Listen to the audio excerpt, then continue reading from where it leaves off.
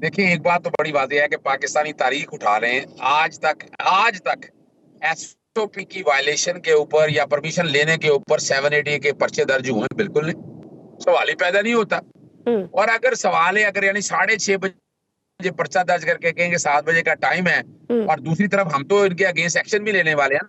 इजाजत हमें दी, 23 जगह कंटेनर रख दिए, हम्म। होटल वगैरह सारे बंद कर दिए, आपने तो करबला बना दिया, वहां पानी दस्तयाब नहीं था, लोग हम्म। पैदल चल के आ रहे हैं। फिर आप ही ने बंदे अंदर अपने डाले, जैसे 9 मई का वाकया कराने की बजाय पथराव कर दिया। भाई, हमारा किसी से ताल्लुक नहीं है, हम नॉन वायलेंट लोग हैं। आपने कल देखा नहीं, कल कल एक कोई इनका पॉलिटिकल एडवाइजर है, मेरे साथ एक टीवी चैनल पे बैठ के हाथ उठाया मेरे पे, और मैंने कुछ नहीं कहा।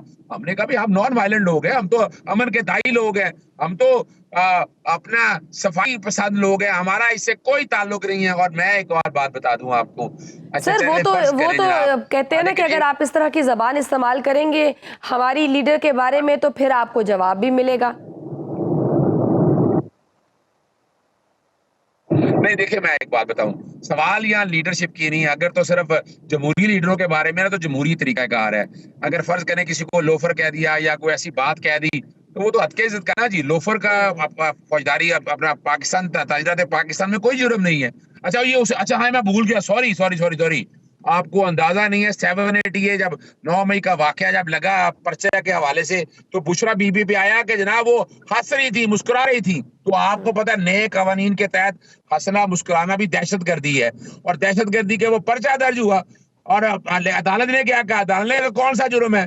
12 के 12 9 मई के केसेस में बुशरा बीबी को बरी कर दिया गया। अगर मान लें ये जनाब, ये जुर्म जैसे भी हैं, अगर कुछ कहा है, अगर मैं आपको कहता हूं कि मैं आपको कत्ल कर दूंगा, ये तो धमकी है, जरा 506 का पर्चा दर्ज हो जाएगा। 780 कहां से बन गया? और दूसरा, ये डेफेमेशन है, जाए डेफेमेशन का दावा दर्ज करें। और अगर किसी ने कहा भी है तो पॉलिटिकल स्टेटमेंट है ना, जजों में तो कहा है फिर ना। सर, आपके आज नजदीक तक पीटीआई जजों के में क्या अरकान असेंबली को गिरफ्तार करने के पीछे फिर असल मकासद क्या है?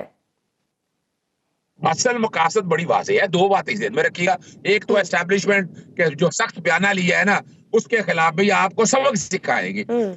दूसरा क्या है कि वो पार्लियामेंट में चाहते हैं कि जजेस की तादाद बढ़ाना, अपनी मर्जी के जजेस लगाना, इसको हम पैक करना कहते हैं, पैकिंग। जजेस को पैक्ट करने के हवाले से वो तादाद देखा नहीं है। एक पेशावर का बिल उन्होंने पास कर लिया ना, 20 से 30 जजेस इंक्रीज कर दिया उन्होंने। और उसके लिए तादाद पूरी करनी थी। उसके लिए अगर हमें हमारे अरकान पार्लियामेंट अंदर नहीं जाने चाहिए थे, ताकि वो आवाज उठाएं, ताकि वो बताएं ये जुल्म क्या है, ताकि रिकॉर्ड का हिस्सा रहे कि हमारी तो आवाज भी बंद कर दी गई ना। हम्म। हमें तो पार्लियामेंट की कार्रवाई में, और दूसरा, स्पीकर साहब की मिली भगत से हुआ है, असेंबली का तकद्दुस पामाल हुआ है। आप कर रहे हैं तो लेकिन कल क्या स्पीकर साहब तो कह रहे हैं ना आपने कि मैं एक्शन लूंगा, हम एफआईआर भी अगर हमें दर्ज करवानी पड़ी, कटवाना पड़ी तो हम कटवाएंगे।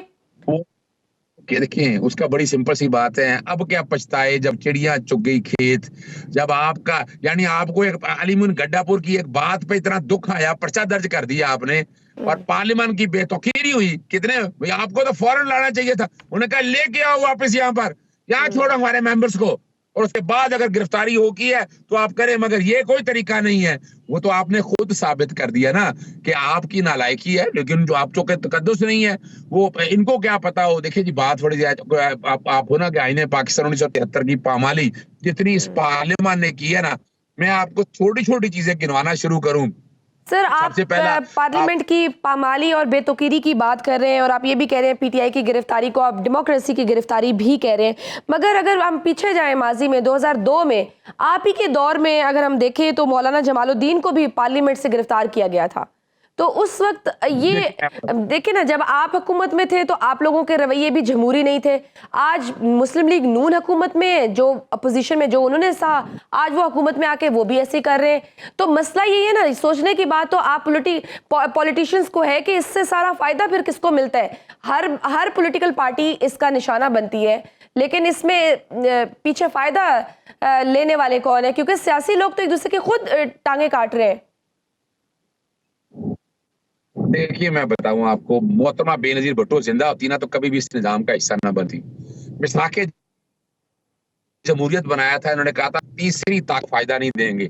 आज तीसरी ताकत को तो फायदा दे रहे हैं। तीसरी ताकत के हाथों खिलौने बने हुए हैं।